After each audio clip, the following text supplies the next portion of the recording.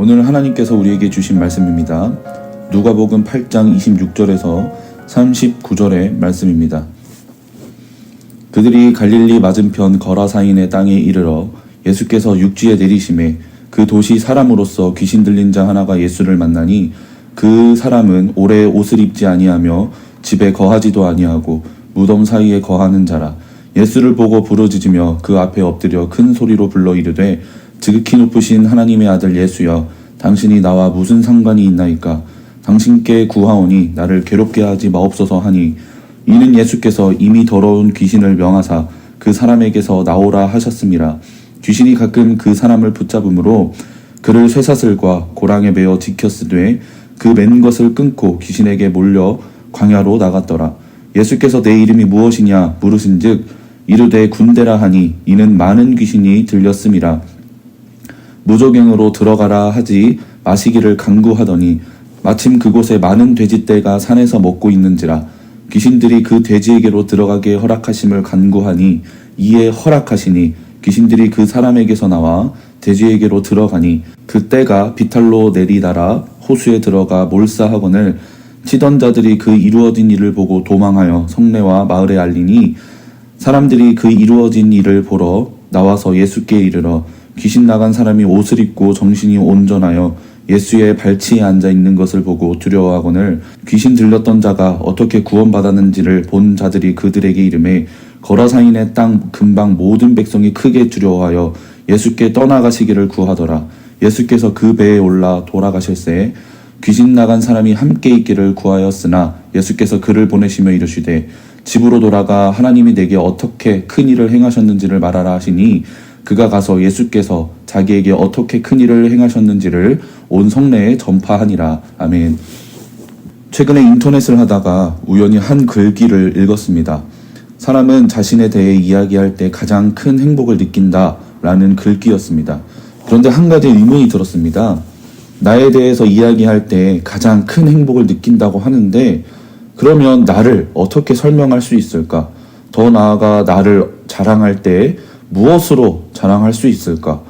인간은 자신을 자랑할 때 자신의 존재 자체만으로는 자랑할 수가 없습니다. 나 자체가 아니라 내가 가진 것으로 자랑할 수 있는 겁니다.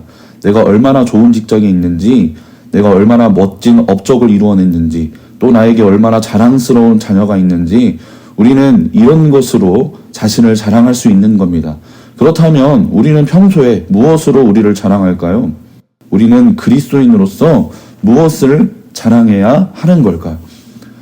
오늘 하루의 첫 시간, 주님께서 우리에게 허락하신 말씀을 들으며 지금까지 나의 자랑은 무엇이었는지, 그리고 우리는 정말 무엇을 자랑하며 살아가야 하는지 깊게 고민하고 결단하는 시간이 되길 소원합니다.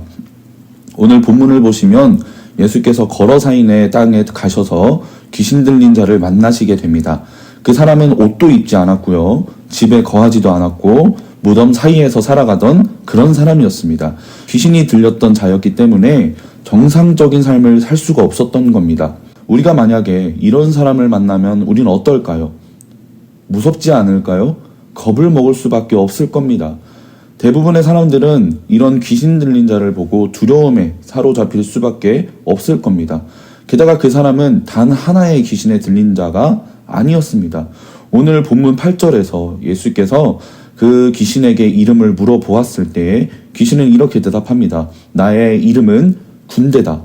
군대를 뜻하는 헬라어 원어는요, 로마의 약 4,000명에서 6,000명에 해당하는 부대를 지칭하는 단어입니다. 그래도 정확하게 귀신이 얼마나 있었는지는 우리가 알 수는 없겠죠.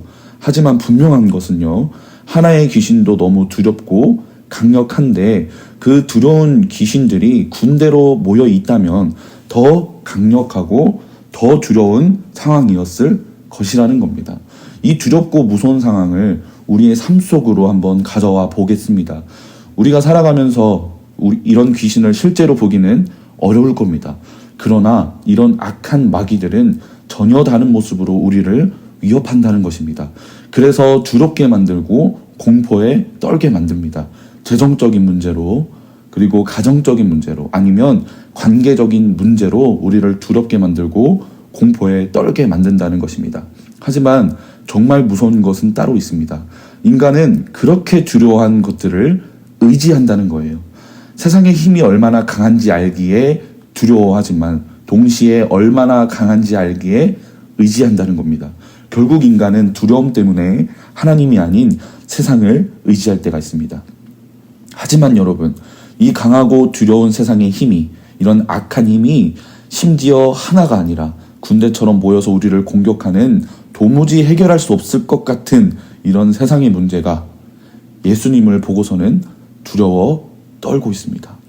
누가복음 8장 28절에 보면 예수를 보고 부르짖으며 그 앞에 엎드려 큰 소리로 불러 이르되 지극히 높으신 하나님의 아들 예수여, 당신이 나와 무슨 상관이 있나이까?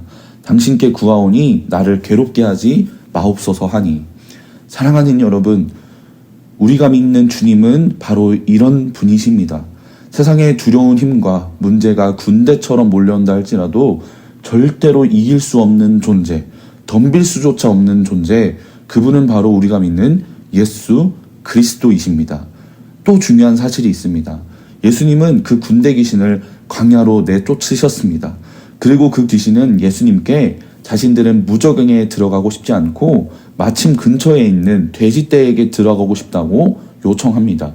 학자들은 이 요청을 보면서 귀신들이 당시 사람들의 재산과도 같았던 돼지에 들어감으로써 예수님을 곤란하게 만들려는 의도가 있었다고 추측을 합니다. 귀신들에게 이런 의도가 있든 없든 실제로 예수님은 이 상황 때문에 곤란함에 빠지게 되십니다. 그런데 이걸 예수님이 과연 몰랐을까요? 예수님은 앞으로 어떤 일이 일어날지를 알면서도 귀신들을 돼지떼에게 들어가게 하셨고 그 돼지떼를 몰살시키셨습니다. 오늘 본문 33절에 보면 귀신들이 그 사람에게서 나와 돼지에게로 들어가니 그 떼가 비탈로 내리달아 호수에 들어가 몰사하거늘, 일반적으로 여기에는 예수님의 두 가지 의도가 있다고 봅니다. 첫 번째는 유대인들이 철저하게 부정하게 여기는 돼지떼에게 귀신을 들여보내 돼지떼를 몰살시킴으로써 부정의 척결이라는 상징적 교훈을 주시기 위함이다 라고 할 수 있습니다. 그런데 정말 중요한 두 번째가 무엇이냐 하면 한 영혼을 구하기 위해서는 어떤 값비싼 희생도 감수해야 한다는 것을 보여주기 위해서라는 것입니다.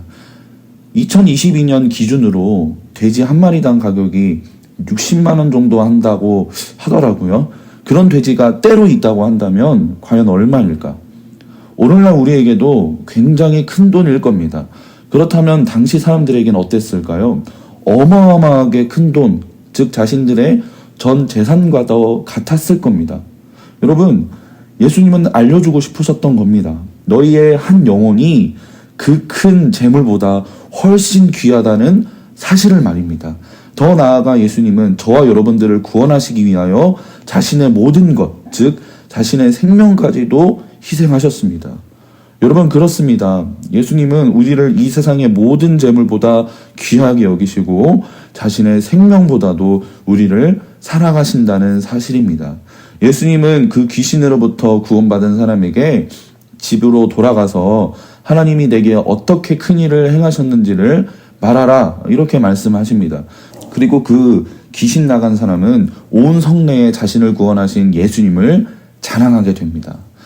여러분, 그 사람은 이제 예수님 없이는 자신을 설명할 수 없게 된 것입니다. 자신에 대해 말할 때 예수님을 빠뜨릴 수가 없게 된 것입니다. 예수님이 자신의 자랑이 된 것입니다. 사랑하는 여러분, 예수님은 세상이 두려워하는 가장 크고 강하신 분이십니다. 그런데 그 크신 분이 바로 우리를 사랑한다, 이렇게 말씀하십니다. 그래서 우리를 구원해 주신 겁니다. 정말 죽을 위기에서 구원을 받은 자는요, 여러분, 그 순간을 잊을 수가 없는 거예요. 그리고 그 순간을 사람들에게 나눌 수밖에 없습니다. 심지어는 감사하며 행복해하며 그 순간을 전할 것입니다.